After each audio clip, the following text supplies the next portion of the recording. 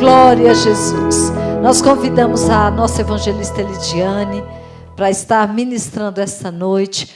Que o seu coração, que os seus ouvidos, estejam atentos a tudo o que for ministrado essa noite através da nossa amada irmã. Glória a Jesus. Eu acho que esse aqui está prestando. Está falhando? Não, esse não. Obrigada. Tu quer que eu ponha mais água na tua garrafa? Não, precisa não. Eu acho, né? Glória a Deus.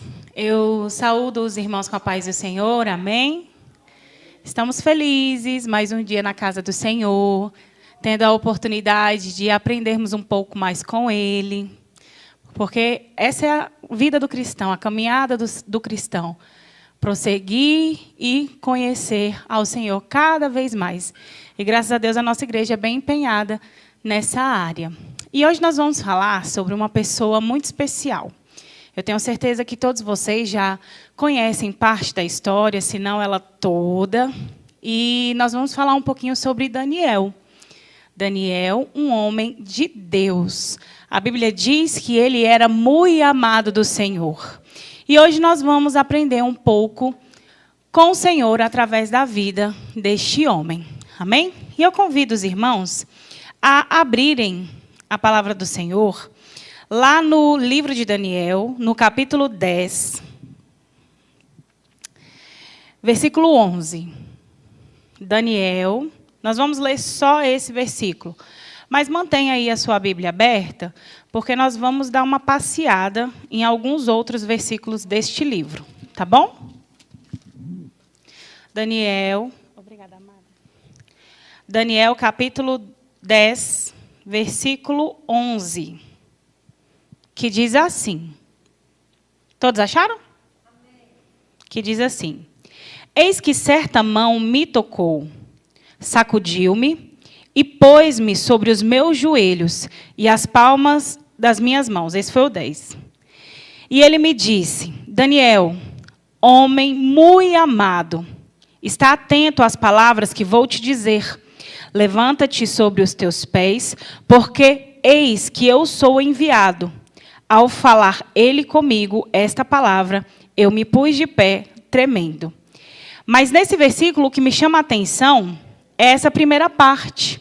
Daniel, homem muito amado. Nós vamos ver que aqui nesse livro, essa expressão acerca de Daniel se repete outras 2 vezes. Em outros 2 versículos, o Senhor se refere a Daniel com essa expressão. Homem muito amado. Nós estamos estudando de forma bem aprofundada durante esses dias acerca de reis, acerca de poderes, acerca de dinastias, acerca de grandes nações que exercem poder e influência sobre outras nações. O pastor Gedeon tem trazido para nós, de forma aprofundada e pormenorizada, com muitos detalhes, muitas e muitas informações acerca disso, de reis, poderes, dinastias. E aí, o que acontece? Hoje, nós vamos continuar falando acerca de uma em específico. Se eu não me engano, são 2 aulas anteriores a esta. O nosso pastor vem falando sobre a Babilônia, sobre o poder e sobre a influência desse povo, deste rei, sobre outras gerações, sobre outras nações, dentre elas o povo de Israel, porque nós sabemos que, como forma de consequência das atitudes do povo de Israel, o Senhor entregou a nação de Israel nas mãos dos babilônicos, na mão do rei Nabucodonosor, e eles foram levados cativos. E tem umas 2 aulas antes dessa que nós estamos estudando sobre isso. Inclusive, na última aula, o nosso pastor, o pastor Gedeon, trouxe muitas informações acerca da Babilônia, do que a Babilônia representava. E nós sabemos que era uma nação forte, era uma nação poderosa. O Senhor fortificou aquele povo. O Senhor permitiu que eles exercessem poder sobre o povo de Israel. E, de uma forma brilhantemente abordada na última aula, nós tivemos uma visão um pouco diferente. Porque todas as vezes que nós pensamos em um povo sendo levado cativo, a gente tem aquela visão, de escravidão. E realmente eles eram escravos, eram servos naquela nação. Mas a gente pensa, eu tenho mais ou menos essa visão, né? De homens carregando tijolos e trabalho de muita força. Tudo aquilo que o povo não queria fazer, o povo daquela nação dominadora não queria fazer, era delegado, então, aos escravos. Só que, na última sexta-feira, nós tivemos uma visão um pouco diferente. Que visão era esta? Que a Babilônia não era, irmãos, um lugar feio, um lugar hostil, um lugar de destruição. Não se tinha essa visão de destruição, muito pelo contrário. Era uma fortaleza, era uma cidade fortemente edificada. Ali existiam templos a deuses pagãos que eram lindos hoje. Até hoje, como nosso pastor nos mostrou na última sexta-feira, existem museus dedicados a isso. E nós vemos a beleza, partes da beleza daquele lugar. Então, ele falou uma coisa muito específica que me chamou a atenção na última aula. Ele disse que a Babilônia foi feita especialmente para que os filhos de Israel esquecessem da sua terra. Babilônia e toda a sua grandeza e toda a sua beleza era, sim, um motivo muito grande, muito forte para que os filhos de Israel se esquecessem de Jerusalém, uma cidade que naquele momento estava assolada, destruída, acabada. E Babilônia era o oposto disso. Quando eles chegaram lá, eles tiveram, o pastor até mostrou umas imagens, eles tiveram lindas visões, uma cidade bem estruturada, fértil, produtiva, muito próspera. E a visão que ele teve foi justamente dessa prosperidade. Então, ele usou esse termo e me chamou a atenção. Ela foi feita para que os filhos de Israel se esquecessem da sua terra, de quem eram, do seu povo e, principalmente, do seu Deus. Mas dentro desse cenário, se os irmãos quiserem ter uma profundidade maior do que foi dito, os irmãos podem voltar a 2 aulas anteriores, da sexta-feira, que os irmãos vão ver lá no YouTube a profundidade desses detalhes. Eu não vou entrar aqui porque já foi dito e porque nós não temos tempo. Então, diante desses fatos, nós vamos ver um homem que era diferente. A Bíblia fala que Daniel foi levado cativo, foi levado para o exílio junto com outros homens de Israel. E eles estavam ali numa terra totalmente diferente da sua e servindo a um povo totalmente diferente do seu. Ele foi levado com muitas pessoas de Israel, dentre elas 3 que nós conhecemos muito bem, né? Que abra comigo, lá no capítulo 2, na verdade, capítulo 1. Quando Daniel foi levado, ele foi levado com boa parte do povo que ainda estava em Jerusalém. Com a destruição, eles foram levados, então, para a Babilônia. E, junto com ele, havia 3 outros homens que o livro de Daniel também descreve de forma bem detalhada. Nós conhecemos mais popularmente como Sadraque, Mesaque e Abednego, mas esses foram os nomes substituídos dos seus nomes verdadeiros. Daniel foi levado com Ananias, que passou a ser chamado Sadraque, Misael, que passou a ser chamado Mesaque, e Azarias, que foi conhecido depois como Abednego. Então, esses são os 4 homens de evidência citados aqui. E a Bíblia fala que, em um certo momento, Nabucodonosor manda trazer do meio do povo de Israel homens notáveis. E nessa ordem, a ordem era bem específica. Olha, eu quero que você vá, ele falou ao seu servo, eu quero que você vá e traga para me servir no palácio homens notáveis, homens que façam parte da família real de Israel e homens que façam parte da nobreza, da mais pura nobreza lá de Judá. Então, eles trazem com esses homens Sadraque, Mesaque, Abednego e Daniel. E aí, o que nós vamos ver, irmãos? Esses homens, os 4, junto com todos os outros, foram preparados durante um período para servir à presença do rei. O rei trouxe determinações específicas do que eles haviam de comer, de beber, como haviam de se portar, de se vestir, o que eles deviam estudar. E o rei deixou bem claro como as coisas deveriam ser feitas. E eles vieram então e começaram a estudar e se preparar. Segundo historiadores, essa preparação, ela durou aí aproximadamente 3 anos. Só que durante esse período, quando Daniel é trazido com os seus amigos, ele decide no seu íntimo, de forma firme, que ele não iria se misturar, que ele não iria se contaminar com as iguarias do rei. Que daquilo que o rei comia, que muitas vezes era consagrado a outros deuses, ele não iria se contaminar com aquilo. Ele não iria contra o Deus de Israel. Então a gente percebe que mesmo em um lugar totalmente diferente do que ficou Jerusalém, ele não se esquece de quem ele é, do Deus que ele servia e da lei do Senhor. Ele não se esquece. E ele decide aqui, no versículo 8 do capítulo 1, firmemente, não se contaminar. E ele conversa com o homem que é responsável por tudo ali e fala, olha, nós não queremos comer dessa comida. Permita-nos comer somente de legumes, verduras, hortaliças e beber água. O homem fica com medo, nós já sabemos da história. E fala, não, mas e se lá na frente o rei perceber que vocês estão em desvantagem em relação aos outros? Ele, olha, faça um teste, experimente. E aí eles fizeram um teste durante 10 dias. No final desses 10 dias, a Bíblia fala que Daniel e os outros 3 estavam mais vistosos do que todos os outros que se alimentavam das iguarias do rei. O Senhor os preservou, o Senhor os abençoou diante da fidelidade que eles tiveram.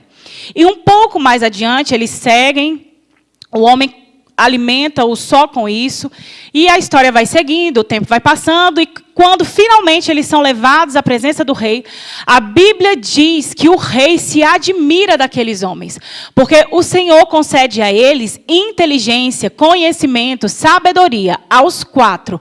Mas a Daniel, além dessas coisas já concedidas, o Senhor também concede o dom de interpretação de sonhos, a sabedoria vinda dessas visões e dessas revelações, é o que a Bíblia nos diz.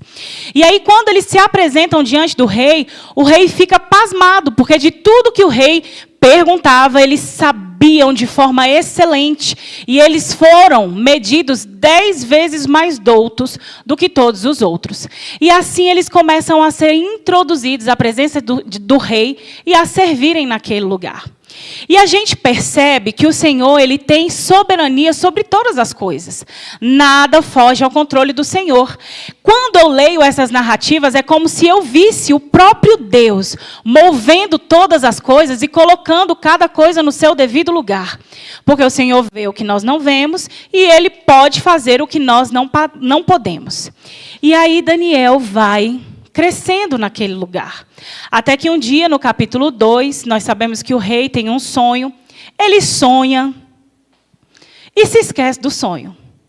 E como ele era o soberano da terra, ele chama os sábios e fala assim, olha, eu tive um sonho que me perturbou, estou angustiado e eu quero que vocês me deem a interpretação.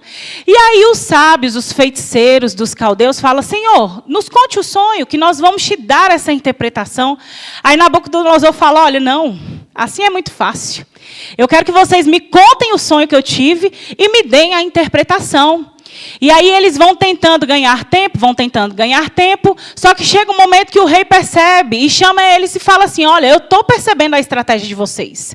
Só que vocês estão tentando me enganar, me ludibriar. Eu quero, porque senão todos serão mortos.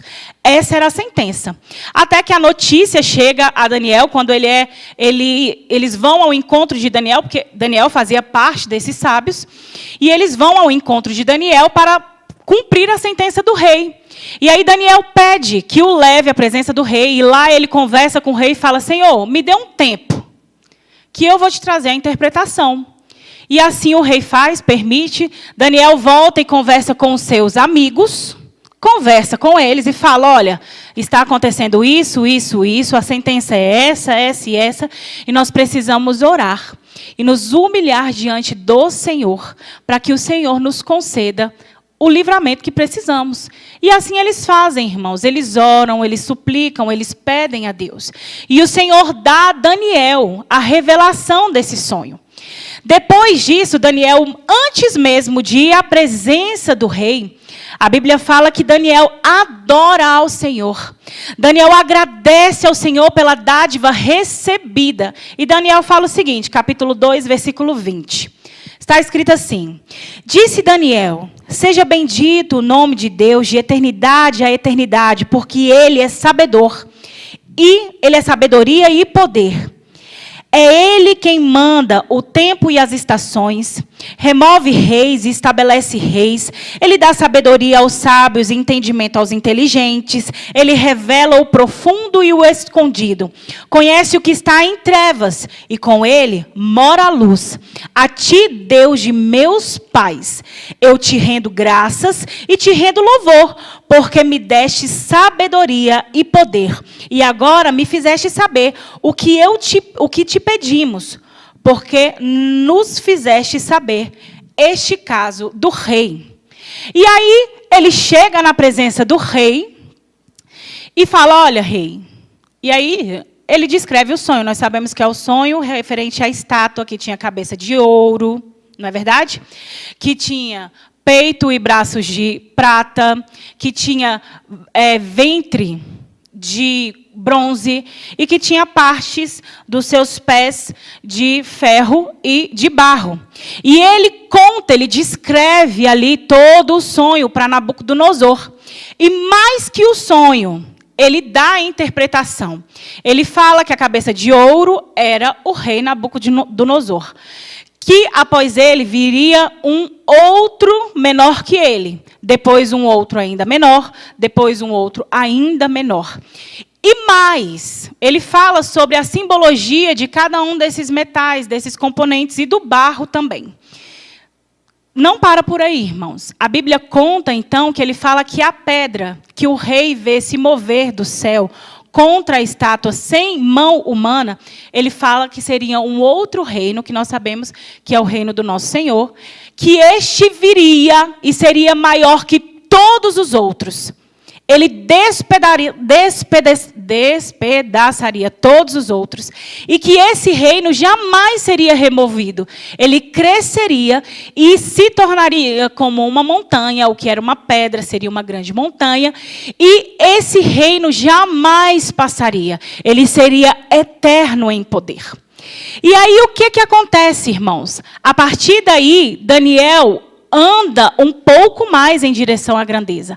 A Bíblia diz que Nabucodonosor se lança em terra diante de Daniel e reconhece a grandeza do Deus que agia através dele. E aí o tempo vai passando. O que eu quero dizer? Eu estou trazendo essas narrativas para que a gente possa entender quem era Daniel e qual o relacionamento que ele tinha com Deus. Um relacionamento de sujeição, de submissão, de fidelidade, de renúncia. Porque não pense, os irmãos, que o que havia nas iguarias do rei era qualquer coisa, era para o rei. Eles comiam da comida do rei, então era o melhor, do melhor, do melhor, do melhor. Mas ele se abstém de todos esses prazeres. E o Senhor honra a fidelidade dos seus filhos. E dentre o povo, o Deus de Israel, o Deus verdadeiro, começa a ser conhecido através daquilo que ele realizava através da vida de Daniel. E nós vamos ver, então, que a história vai prosseguindo, irmãos. Nós vamos lendo que ele adora. Nós vamos ver ali o episódio de Sadraque, Mesaque e Abednego. Nós não vamos entrar nele. Um pouco mais adiante, nós vamos ver então que Nabucodonosor sonha novamente com uma grande árvore. Uma árvore que servia de proteção, de abrigo, de alento. Uma árvore grande, frondosa, forte e bem estabelecida. Uma árvore que produzia muitos frutos. Uma árvore que era abrigo para muitos animais. Mas, em certo momento, ele ouvia uma voz que mandava acabar com aquela árvore. E esse sonho deixa ele muito perturbado. Ele chega em Daniel e começa a descrever, então, o sonho. Vamos abrir lá no capítulo 4? Nós vamos ver, então, ele descreveu o sonho para Daniel. E ele fala que via uma árvore muito grande, frondosa, com galhos extensos, com muitas folhas. Uma árvore que servia, que produzia muitos frutos, onde muitos animais vinham se abrigar nela. E ele começa a descrever toda a história para Daniel. E ele fala, olha, eu chamei os meus servos, os sábios, e nenhum deles pôde me trazer a interpretação. Mas eu sei que você tem o Espírito do Deus Santo, e você pode me trazer essa interpretação. E olha só, o que mais me chama a atenção aqui. Cadê? Versículo 13. No meu sonho, quando eu estava no meu leito, vi um vigilante, um santo, que descia do céu, clamando forte, dizendo, derribai a árvore, cortai-lhes os ramos, derriçai-lhes as folhas, espalhai o seu fruto, e afugentem os animais de debaixo dela, e as aves dos seus ramos. Mas a cepa com as raízes deixai na terra, atada com cadeias de ferro e de bronze, na erva do campo. Seja ela molhada do orvalho, do céu, e da sua porção seja com os animais, a erva da terra. Lógico que existe toda uma simbologia por trás disso aqui, irmãos. E eu não vou me aprofundar nela. Mas a interpretação que Daniel dá, quando o rei termina de relatar o seu sonho, Daniel fica estarrecido. Ele fica meio que imóvel. E o rei fala para ele, olha, não se perturbe, nem com o sonho, nem com a interpretação. Em outras palavras, era como se o rei dissesse, olha, meu filho, tudo que Deus mandar, tu fala. Pode ser o que for, mas fale. E aí Daniel começa a dar a interpretação. Ele fala que a árvore é o próprio rei Nabucodonosor, que Deus havia dado a ele grandeza, que se espalhava por outras nações, mas que aquele juízo viria sobre ele. Que o Senhor faria cortar aquela árvore, e que 7 tempos se passaria sobre ele, que ele iria comer com as feras do campo, que ele iria se alimentar como o boi do campo, e que 7 tempos se passaria até que ele reconhecesse a grandeza do Deus verdadeiro. E assim, irmãos, aconteceu. O rei estava passeando sobre seu palácio e contando da sua glória e da sua grandeza. De repente, não mais que de repente, uma voz brada do céu e fala que o tempo dele passou. E aí, tudo que Daniel falou acontece. Tudo, irmãos, com riqueza de detalhes. 7 tempos se passam. A Bíblia fala que a feição dele muda. Ele começa a comer com as feras. Ele cria garras, pelos. E a Bíblia fala que 7 tempos passam, de repente a consciência dele volta e ele reconhece a grandeza do Deus Altíssimo. E assim como Daniel havia dito por intermédio do Senhor, assim como o Senhor havia dito por intermédio de Daniel, aconteceu. O reino foi restituído a ele e ele voltou para o seu trono. Ok? Ok. Só que as coisas não param por aí. De repente o seu filho sobe ao trono. E ele não era... Ele era insensato. A Bíblia fala que o nome dele é Belsazar. E ele decide chamar os seus 100 maiores para fazer um banquete. Está cansativo, irmãos? E ele decide chamar os seus 100 maiores para fazer um banquete. E ele bebe, ele se alegra, ele se embebeda. E não satisfeito, ele dá a ordem que tragam para lá os utensílios que foram trazidos de Jerusalém. Os utensílios sagrados que eram utilizados no templo do Deus vivo, no templo do nosso Deus. E ele manda que tragam os utensílios de ouro e de prata. Quando eles trazem, a Bíblia diz que o rei começa então a utilizá-los. E ele bebe nesses utensílios. E não somente bebe, mas ele dá para os seus servos, aqueles 100 que estavam com ele, para suas mulheres, para suas concubinas beberem. E não somente isso, além de profanar esses utensílios, eles adoram aos deuses pagãos naquele momento. E quando isso tudo está acontecendo, irmãos, Deus, olha... Quando a gente pensa que já viu de tudo, o Senhor nos surpreende.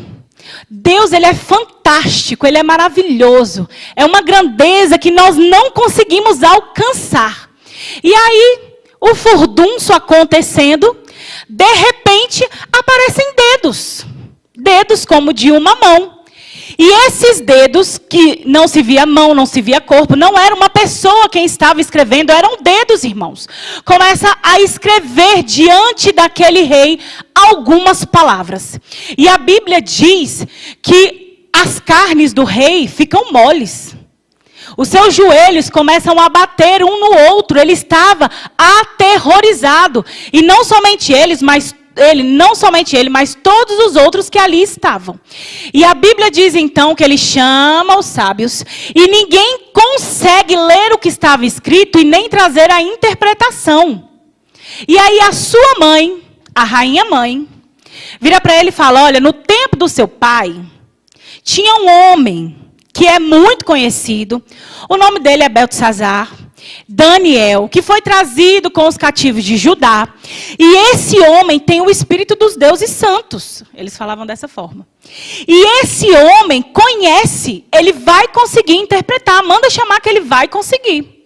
E aí a Bíblia fala que Daniel vem. Quando Daniel chega lá, irmãos, Deus é lindo demais.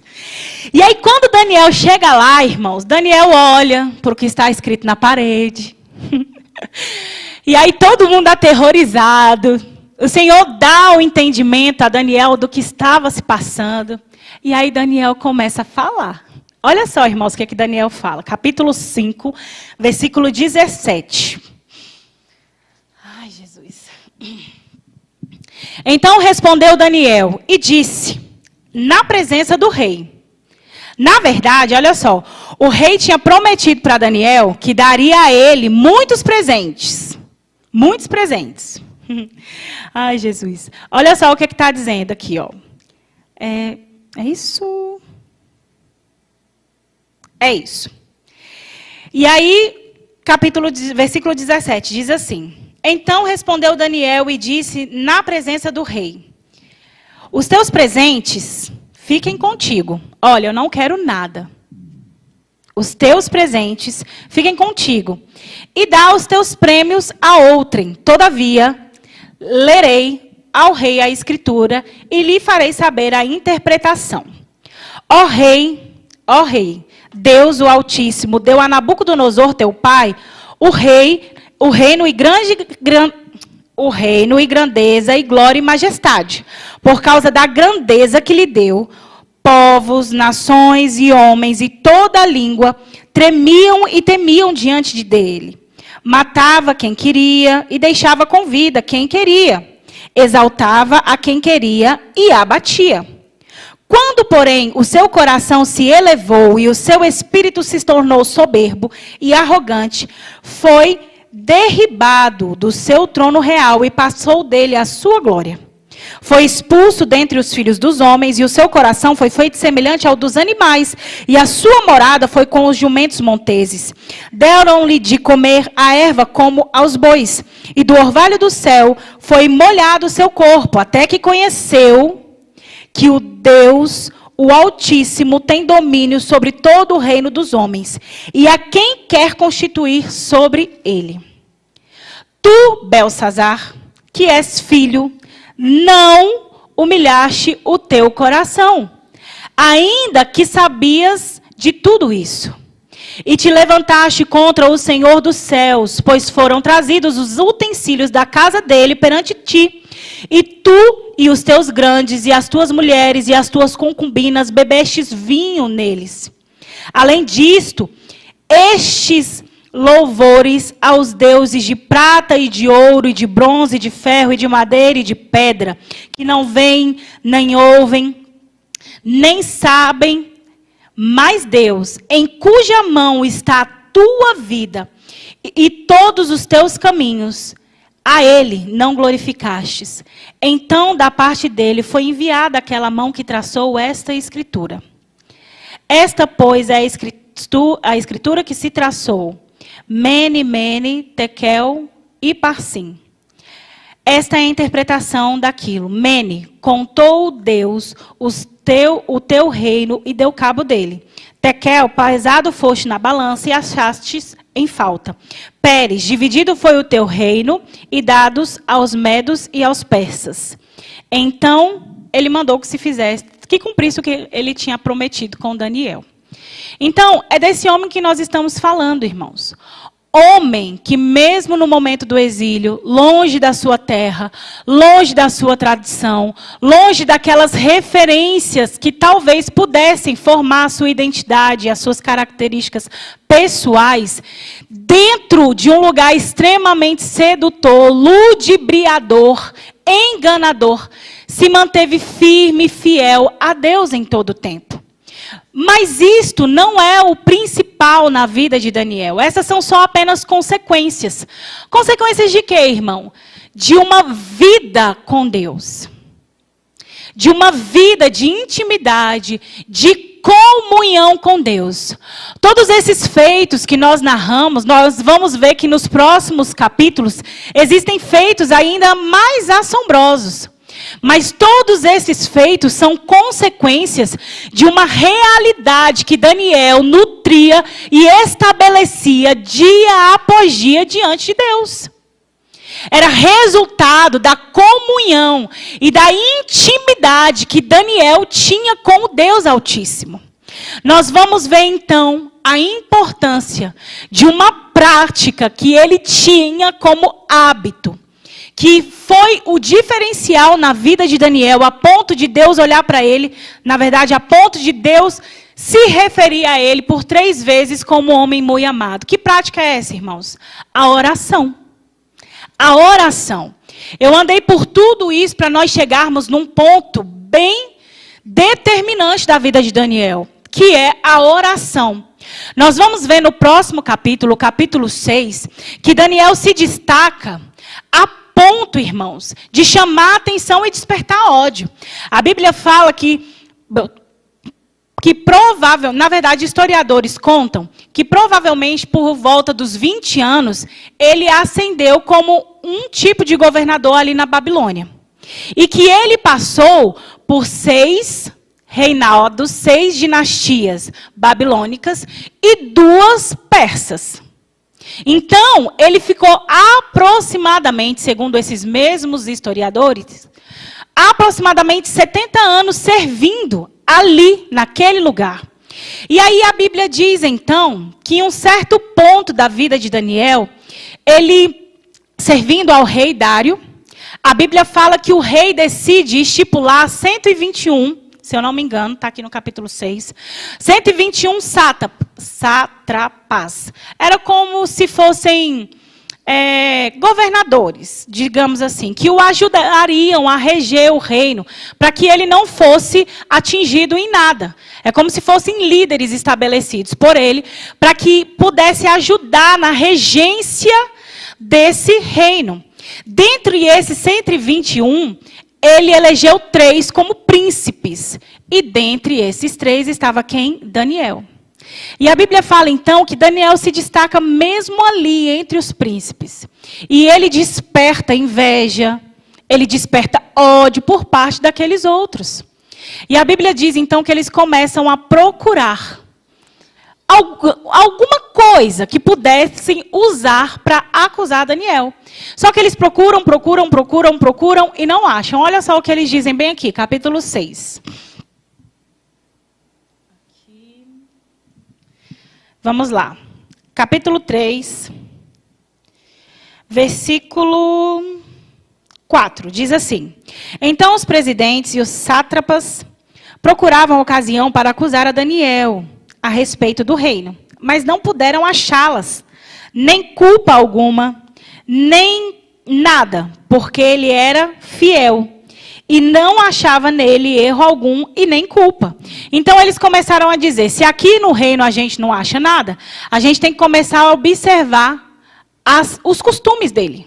E aí eles falam o seguinte, disseram, pois, esses homens, nunca acharemos ocasião alguma para acusar a este Daniel, se não procurarmos contra ele na lei do seu Deus.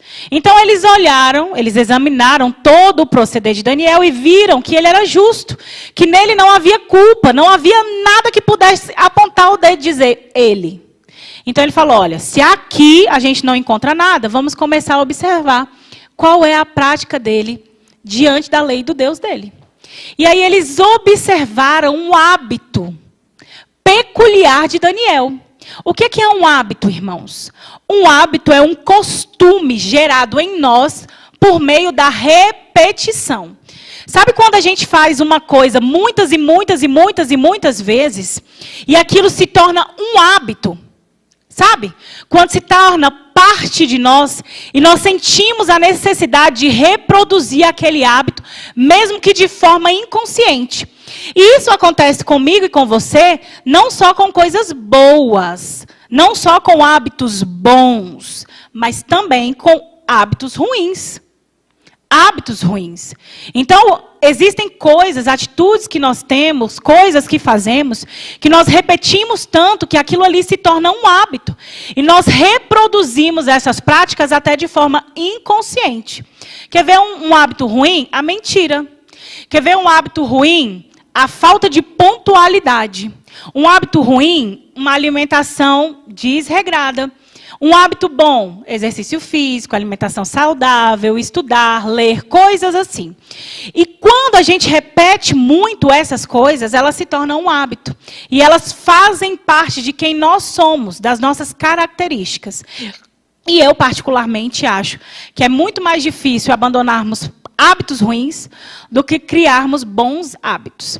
Mas eu quero falar sobre esse hábito. E eles, examinando a vida de Daniel, eles encontraram, então, um ponto específico. Algo que Daniel fazia todos os dias, de forma religiosa. Algo que Daniel reproduzia dia após dia, desde sempre. Era um hábito que definia Daniel. E era o hábito da oração. A Bíblia fala que Daniel orava 3 vezes ao dia. E ele orava com as janelas abertas e voltado para Jerusalém. Então, Daniel tinha consigo uma convicção tão grande de quem ele era, do Deus que ele servia, de onde ele de onde ele tinha vindo e qual era o lugar dele, que mesmo em um lugar estranho, ele orava 3 vezes ao dia, com as janelas abertas, na parte superior da sua casa e voltado para Jerusalém. E foi aí que esses homens maquinaram o mal contra Daniel. E eles chegaram para o rei e falaram, olha, coloca aí, edita um edito real, coloca uma lei que diz que no prazo de 30 dias, qualquer homem que fizer petição a outro homem ou a outro Deus, que não a ti, ó rei dos reis, falando com Dário, que esse homem seja lançado na cova dos leões. E assim o rei fez, ludibriado por todos aqueles homens, assinou o edito e fez com que ele circulasse. Quando essa notícia chegou na casa de Daniel, ao conhecimento de Daniel, o que é que Daniel fez, irmãos? Daniel, claro, ele obedeceu o rei, não é verdade? Porque a Bíblia diz que nós temos que ser fiéis aos nossos governantes, não é isso, irmãos? Não, não foi isso que aconteceu. A Bíblia diz que Daniel foi fazer o quê, irmãos? Orar. E sabe o que é mais me chama a atenção nisso tudo? É que a Bíblia diz que ele fez exatamente como ele costumava fazer. Então era um costume dele. Era algo que fazia parte de quem ele era. E olha só o que está escrito aqui. Capítulo 6, versículo 10. Quando Daniel, pois, quando soube que a escritura estava assinada, entrou em sua casa, em cima, no seu quarto, onde havia janelas abertas do lado de Jerusalém.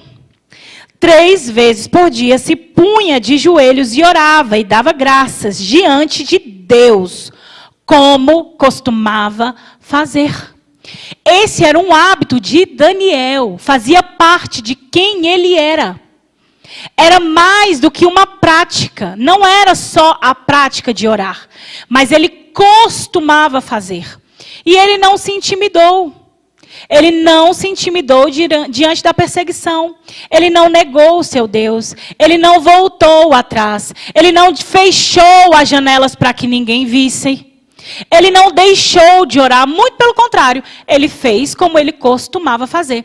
E aqueles homens foram até Daniel, pegaram ele na boca da botija, porque eles tinham tanta convicção de quem Daniel era e da fidelidade que Daniel tinha com o seu Deus, que eles sabiam que mesmo com o decreto, Daniel ia orar do mesmo jeito, Daniel ia se prostrar do mesmo jeito, Daniel ia fazer do mesmo jeito. Eles tinham essa certeza, por isso fizeram a armadilha. E assim aconteceu. A Bíblia diz então que eles pegam Daniel com a boca na botija, levam a notícia para o rei, conta para o rei, olha, aquele homem que foi trazido de Judá, Daniel, você acredita que ele não cumpriu a sua ordem, ó rei? Ele não levou em consideração o rei dos reis. E sabe o que ele estava fazendo? Ele estava orando como ele sempre faz. E a Bíblia diz que o rei se perturbou, porque o rei gostava de Daniel. E a Bíblia fala que durante todo aquele dia, o rei se empenhou no seu ânimo e fez tudo o que pôde para salvar Daniel do decreto. Mas sabe o que acontece, irmãos, com tudo isso? A Bíblia fala que no fim da tarde, esses homens malignos falam, rei, tu sabes, um decreto persa não pode voltar atrás. E o rei não tem outra alternativa a não ser mandar Daniel para a cova dos leões. E ele faz isso, irmãos, com muita tristeza e muita preocupação. A Bíblia fala de um modo que dá a parecer que o rei estava mais preocupado do que Daniel. Porque quando o rei dá a notícia para Daniel, irmãos, a Bíblia fala que ele fala assim, olha, vamos olhar aqui no versículo, porque ele é muito lindo e eu não quero errar. Diz assim, tendo o rei, versículo 14, tendo o rei ouvido essas coisas, ficou muito penalizado e determinou consigo mesmo livrar a Daniel. E até o pôr do sol se empenhou por salvá-lo. Então, aqueles homens foram junto com o rei e falaram o que eu disse, olha, um decreto não pode ser quebrado. Então o rei ordenou que trouxesse a Daniel e o lançasse na cova dos leões. E disse o rei a Daniel, preste atenção, o teu Deus, a quem de continuamente serves, que ele te livre. É como se fosse uma oração, é como se fosse um pedido do rei, que o teu Deus te livre. Ele estava preocupadíssimo com Daniel. Irmãos, a Bíblia não mostra Daniel orando. A Bíblia diz que Daniel é levado, lançado à cova dos leões, é colocado uma pedra, tampando tudo, o selo do rei. E a Bíblia fala que o rei se perturba de tal forma que ele não dorme, ele não come, ele não bebe. E no outro dia de manhã cedinho, ele corre para a cova e dá um grito, Daniel, acaso o teu Deus te livrou? E Daniel grita lá de dentro, irmãos. E falou o seguinte, que o Deus dele havia mandado um anjo que fechou a boca dos leões. Irmãos, Deus é soberano. O meu Deus enviou o seu anjo e fechou a boca dos leões, para que não me fizesse dano, porque foi achada em mim inocência diante dele. Também contra ti, ó rei, não cometi delito algum. E aí o rei manda tirar Daniel. Então o rei se alegrou e não havia nenhum dano em Daniel. E o rei reconheceu a grandeza de Deus e expediu um novo edito, dizendo que reconhecessem também todos os povos a grandeza do Deus a qual Daniel servia. Mas o que me chama a atenção aqui, irmãos, é a oração. Nós vamos ver que a prática da oração era algo muito presente em Daniel.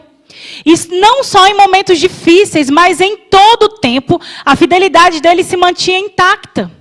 Intacta, irmãos. Essa já é a segunda referência que nós vemos acerca da oração de Daniel.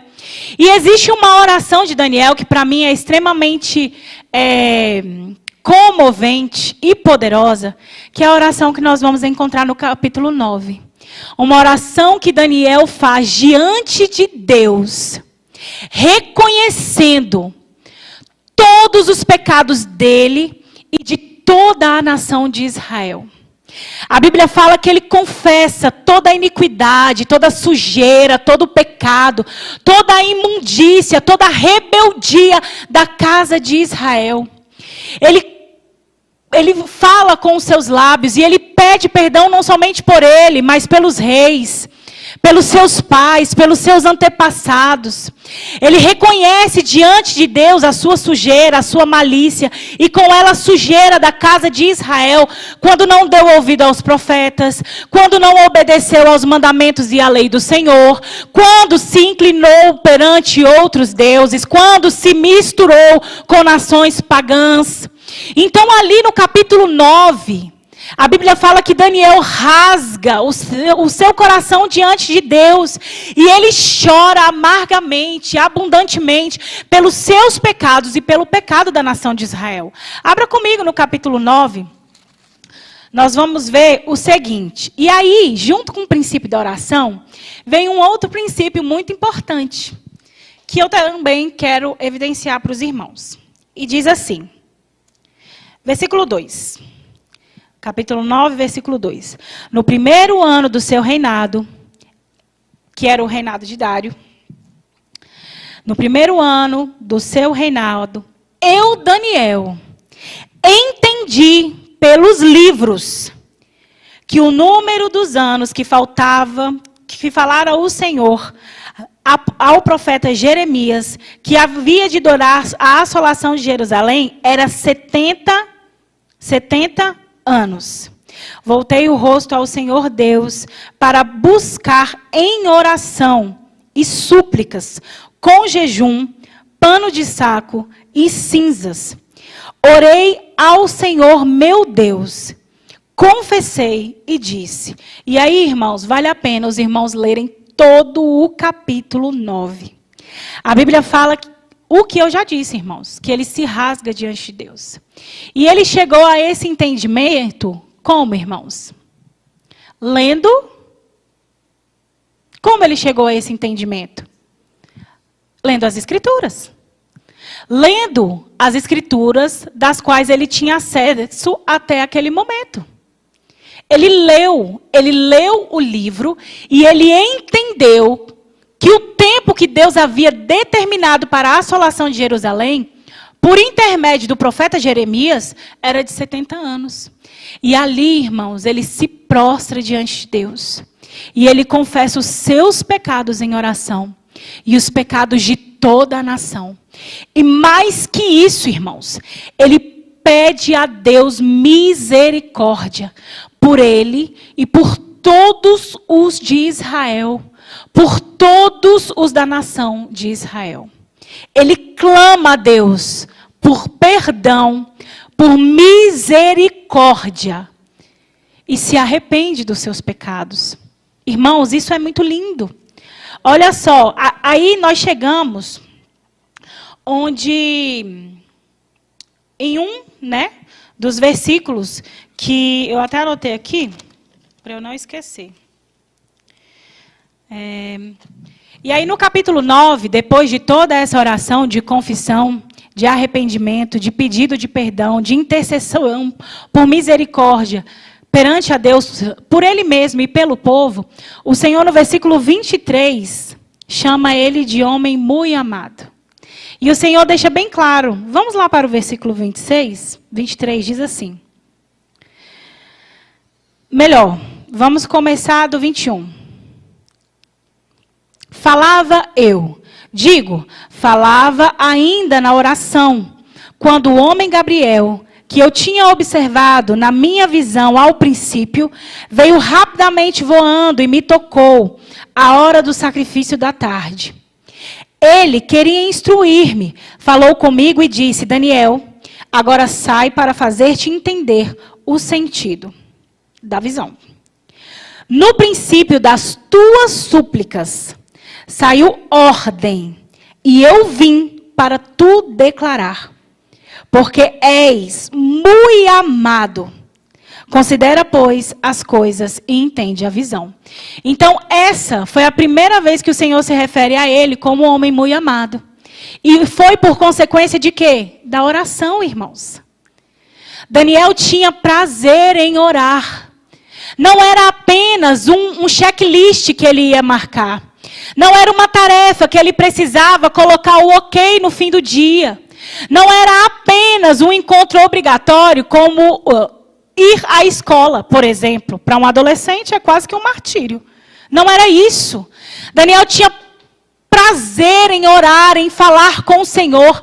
A oração para Daniel, ela brotava no coração e ela fluía em seus lábios através das suas palavras. Era uma oração que ela era acompanhada de referência, de temor, de tremor, de respeito.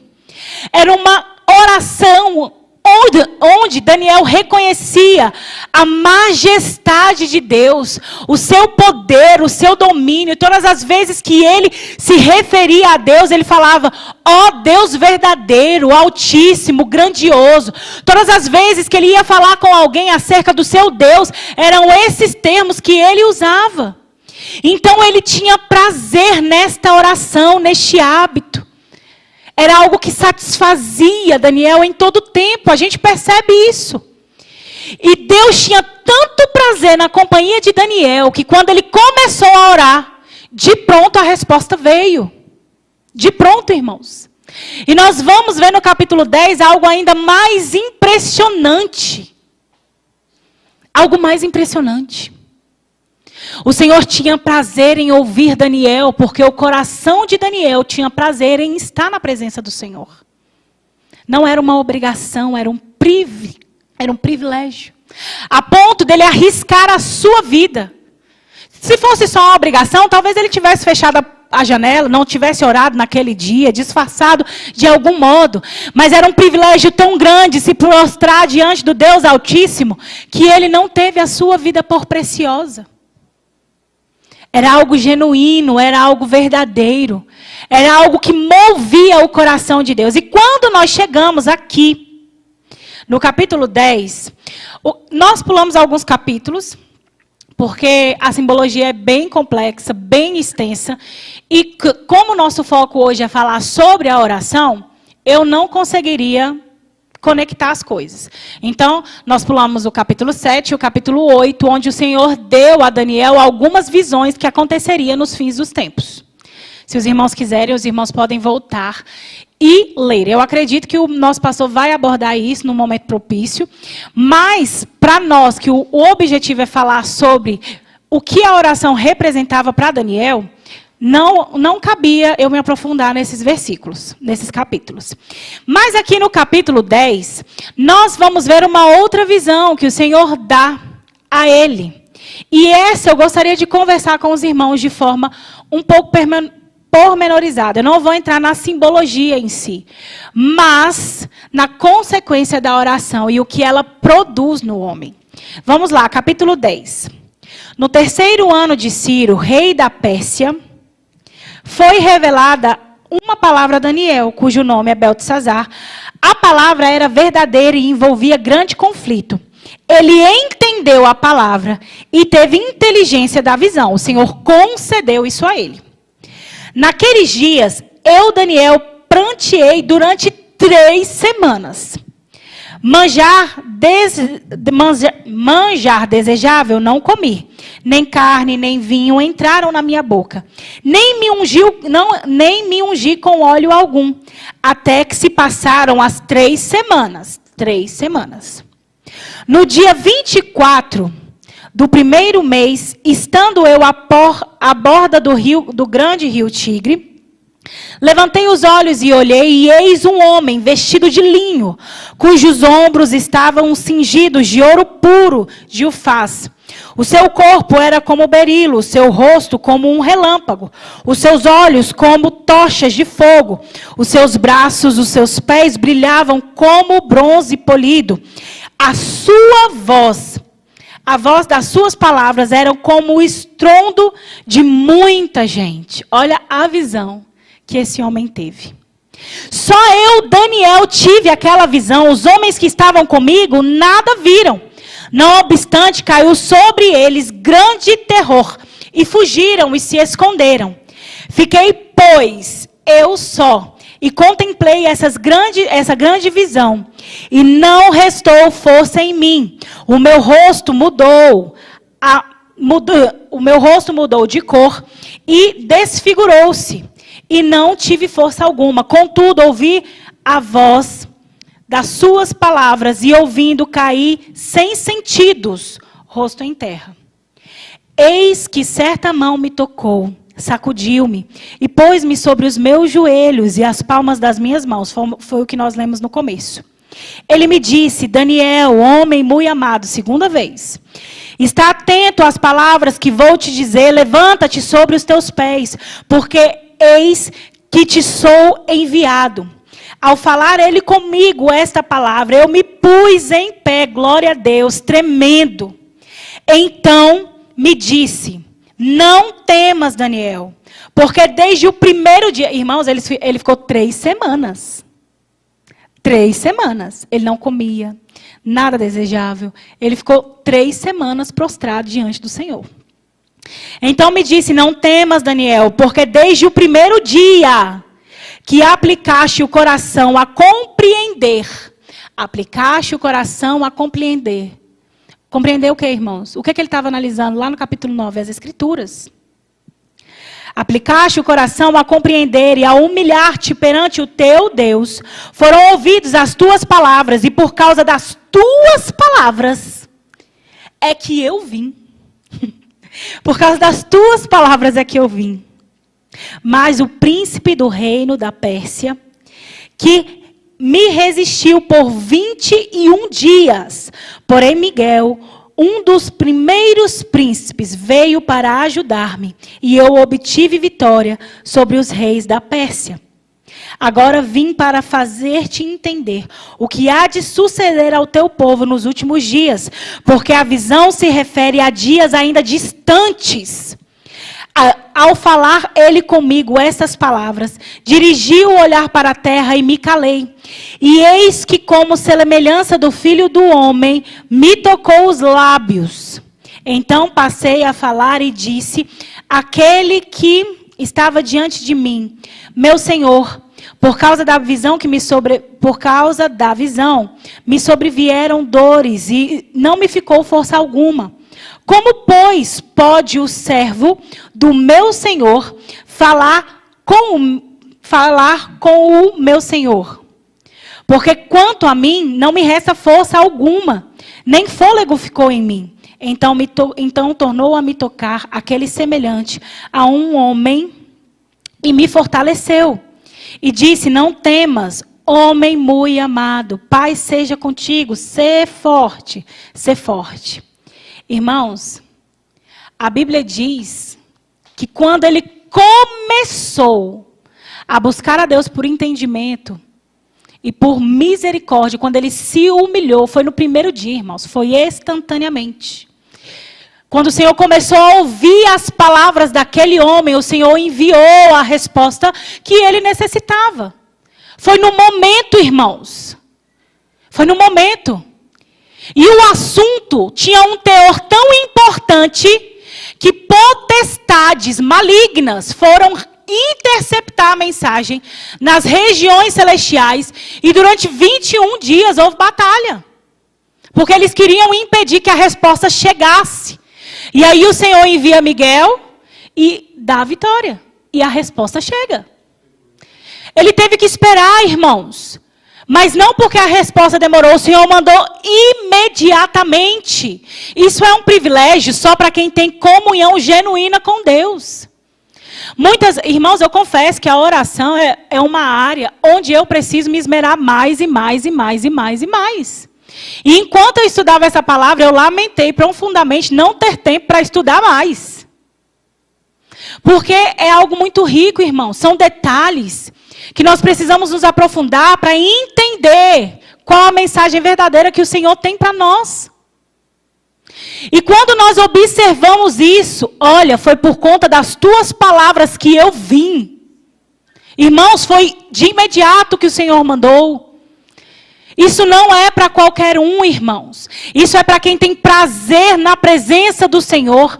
Para quem usa a oração não somente para peticionar ou para informar a Deus o que aconteceu. Porque isso o Senhor já conhece e o Senhor já sabe.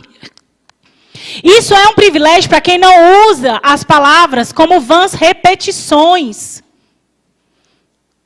Ou de forma conveniente. Mas isso é para aqueles que têm prazer em falar com o Senhor, em estar na sua presença, aqueles que se humilham. Irmãos, Daniel nos ensina isso.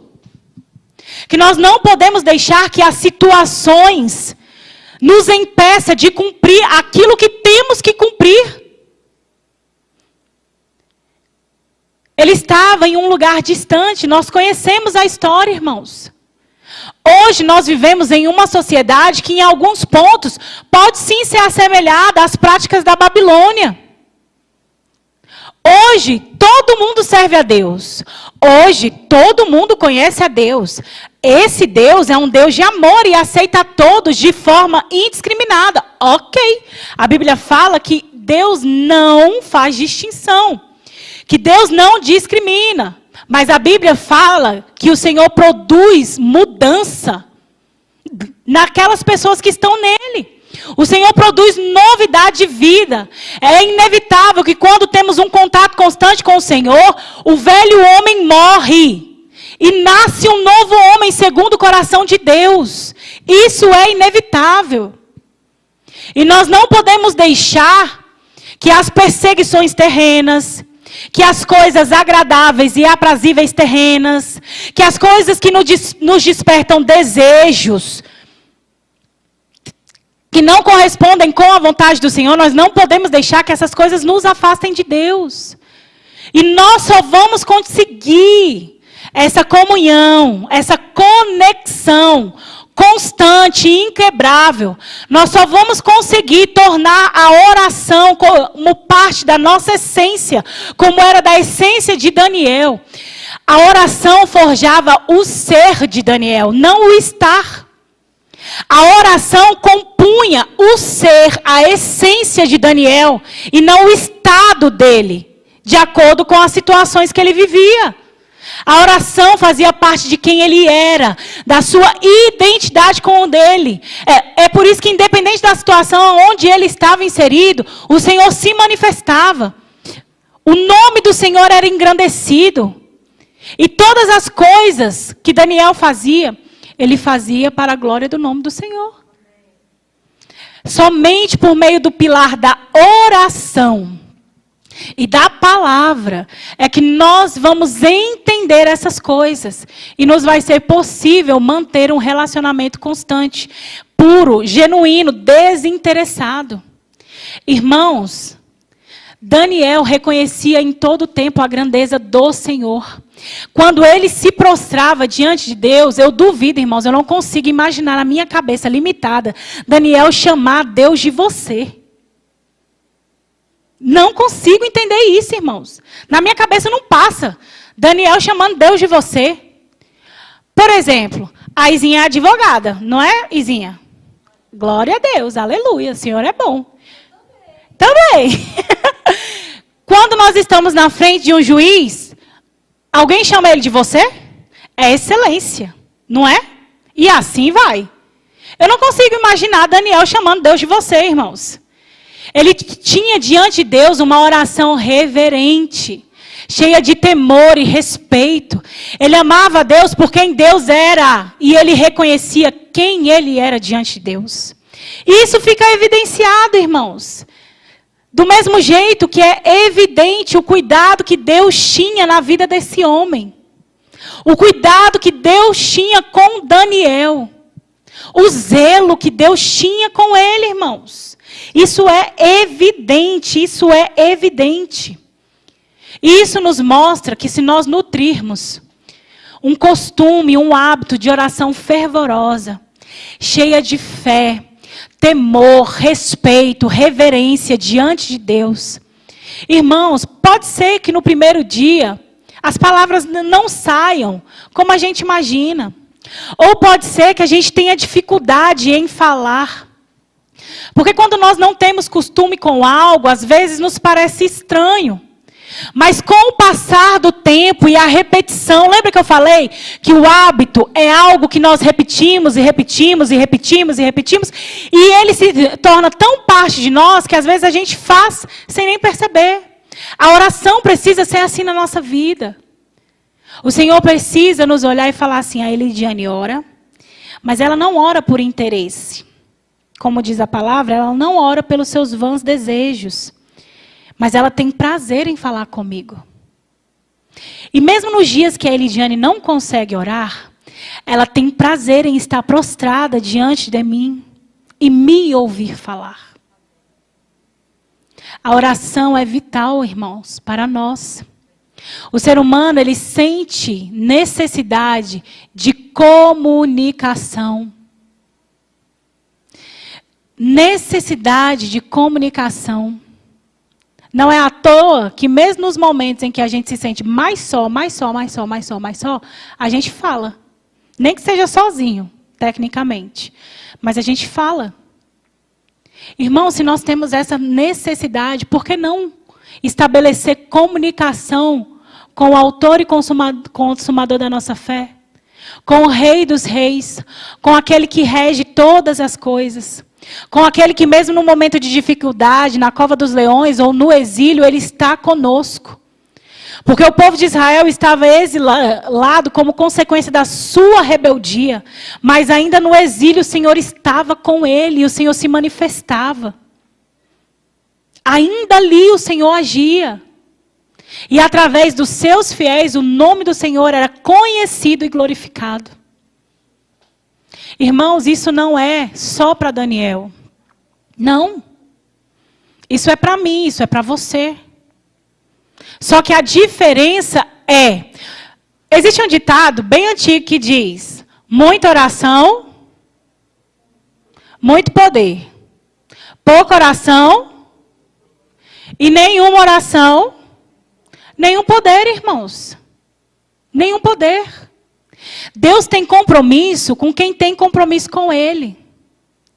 Se nós queremos ser uma casa agradável e desejável ao Espírito Santo, ao Senhor, se nós desejamos que o coração do Senhor tenha prazer em estar conosco, em estar em nós, nós temos que ter um coração cheio de desejo pela companhia do Senhor e do Espírito Santo. Porque é essa comunhão, essa conexão que vai nos aproximar de Deus e vai nos fazer cumprir os seus propósitos. Porque, irmãos, nós só seremos totalmente satisfeitos. Satisfação. Eu sempre falo isso porque eu creio nisso. Nós só estaremos totalmente satisfeitos quando os propósitos de Deus estiverem sendo cumpridos na nossa vida. Porque Ele é o único que pode nos satisfazer plenamente, independente da situação. Então, que a exemplo de Daniel, nós possamos, irmãos, trazer à memória a necessidade de orarmos, de estarmos constantemente na presença do Senhor, entendendo a sua voz, compreendendo tudo o que Ele nos diz, aceitando o seu direcionamento. E mesmo quando o Senhor não disser, porque, irmãos, a Bíblia não diz que o Senhor virou para Daniel e falou: olha, vocês não vão se contaminar com as iguarias. Deus não falou isso para Daniel. Deus não olhou para Daniel e falou assim: olha, Daniel, preste atenção no que eu estou te dizendo. Sabe essas comidas aí que você sabe que são dedicadas a deuses pagãos? Você não vai tocar nelas, você vai comer isso, isso e isso. Deus não precisou falar pessoalmente com Daniel a respeito dessas coisas, porque Daniel tinha entendimento da palavra do Senhor até aquele momento, e ele sabia exatamente o que ele podia fazer e o que ele não podia. E ele se manteve íntegro e fiel. Então, às vezes, nós esperamos respostas do Senhor que, no fundo, nós já temos a resposta. Só que ou a gente espera um eis que te digo, ou a gente não quer aceitar a vontade do Senhor. E aí, nos colocamos longe da presença de Deus. Então, irmãos, o nosso convite essa noite é que possamos meditar na palavra do Senhor. Nós vamos ver nos próximos capítulos de Daniel que o Senhor dá a ele visões gigantescas, importantíssimas para nós nos dias de hoje. Deus dá a ele revelações que regem muitos outros livros e nos traz respostas para o fim dos tempos. Tamanha a importância dessa conexão que foi estabelecida entre Daniel e o Senhor por meio da oração. Por meio da oração. Quando eu gosto de uma pessoa, eu tenho prazer em conversar com ela. Em ouvir o que ela me diz, ainda que não seja o que eu gostaria de ouvir. Mas eu acolho de bom grado, porque eu amo aquela pessoa. Eu sei que aquela pessoa me ama e quer o melhor para mim. Se nós que somos maus, sabemos dar boas coisas aos nossos filhos, não é isso que diz a Bíblia lá em Mateus? Quanto mais o nosso Pai que estás no céu. A resposta que nós precisamos não está na boca do irmão. O Senhor usa os seus profetas. Usa, irmãos, eu creio. Mas a maior profecia o Senhor já nos deu. É a palavra. E através da oração e do crescimento da palavra do Senhor, é que o Senhor vai ter prazer em estar conosco. E aí sim, o nome dele vai ser glorificado e exaltado através das nossas vidas. Então, irmãos, vamos ficar de pé, vamos orar e pedir ao Senhor que nos dê nesta noite um ânimo constante. Porque cumprir aquilo que agrada ao Senhor não é fácil. Porque nós estamos em uma carne o quê, irmãos? Pecaminosa. A nossa carne deseja tudo aquilo que nos afasta do Senhor. Não é isso? Mas se o nosso espírito estiver fortificado no Senhor, então nós teremos força suficiente em Deus para mortificar os desejos da nossa carne e estarmos mais próximas do nosso Deus. Senhor, eu te louvo e eu te engrandeço. Eu engrandeço o teu santo nome. Eu te exalto, Senhor, porque em todas as coisas o Senhor nos esclarece, não nos deixa ignorantes. O Senhor traz à luz dos nossos olhos a tua palavra, que nos instrui em toda a verdade. Senhor, nos ajuda, Pai. Nos ajuda a manter diante de ti uma vida constante de oração. Senhor, o nosso espírito, ele sempre está pronto, mas a carne, Jesus, é fraca. E às vezes nós não damos vazão ao espírito e caímos, Senhor, nos desejos da carne. Senhor, então nos ajuda. Senhor, nos purifica, nos fortifica. Senhor, nos ensina, Senhor, a mantermos contigo um hábito, Senhor Jesus, constante, recorrente, forte de oração. Que o Senhor encontre em nós, Senhor, uma casa agradável. Que as nossas palavras, Senhor Jesus, sejam importantes diante de Ti. Que não sejamos apenas, Senhor, replicadores. Que não façamos apenas, Senhor, vãs repetições. Mas que mesmo no cansaço, que mesmo na tristeza, encontremos, Senhor, forças para estarmos prostrados aos Teus pés. Porque sabemos que só em Ti, Senhor, teremos vida. A tua palavra diz: para onde iremos nós, se só tu tens palavra de vida eterna? Para quem iremos nós? Não é o lugar, é a pessoa. Precisamos estar, Senhor, ligados em ti. A oração precisa fazer parte de quem somos e não da situação em que vivemos. Senhor, faz-nos um, Senhor, contigo, através do teu Espírito. Ensina-nos, Senhor, a orar como se deve. Ensina-nos, Senhor, a te buscar como te agrada. Que não possamos apenas pedir, Senhor, aquilo que desejamos, aquilo que o nosso coração quer. Senhor, que possamos pedir para a glória do teu nome. Que possamos pensar nas coisas do alto.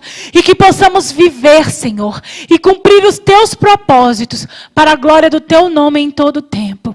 Ensina-nos, Senhor, a estar alicerçados em ti. Ensina-nos a orar, Senhor, e a ter prazer em estar em tua presença, porque Tu és a fonte de vida, e nós te louvamos e te adoramos pelo que Tu és. Senhor, perdoa os nossos pecados, nossas falhas, nossas transgressões, porque como a Tua palavra diz, pecamos, Senhor, no pensar, no falar e no agir. Mas, Senhor, purifica-nos, Senhor, santifica-nos para a glória do Teu nome, em nome de Jesus. Amém. Eu agradeço a oportunidade. Em nome de Jesus. Que Deus abençoe a todos os irmãos. Glória a Deus. Obrigada, Lidiane. Glória a Jesus. Podeis assentar. Glória a Deus. Que palavra maravilhosa, né? Que palavra gostosa essa noite o Senhor nos deu.